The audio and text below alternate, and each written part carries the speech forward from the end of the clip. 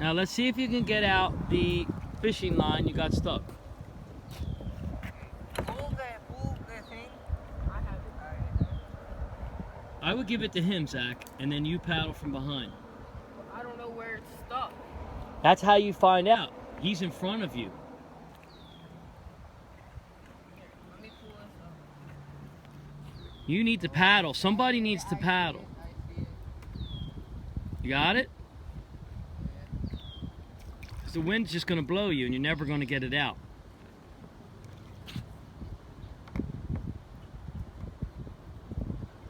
I see it now. Don't drop your...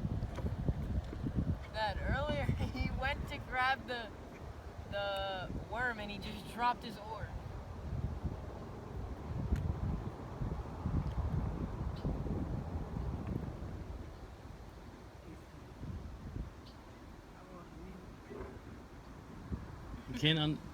Got it? Yeah, I see it. You can see it. Look, you're about to drop this one. Matt, Zach, you need to help him somehow. I can't. Either you need to get, I would give him the rod Yeah. if I were, you got it? Good. Careful, careful, you don't hook yourself. Like, let me reel it in. Got it? Okay, give it back.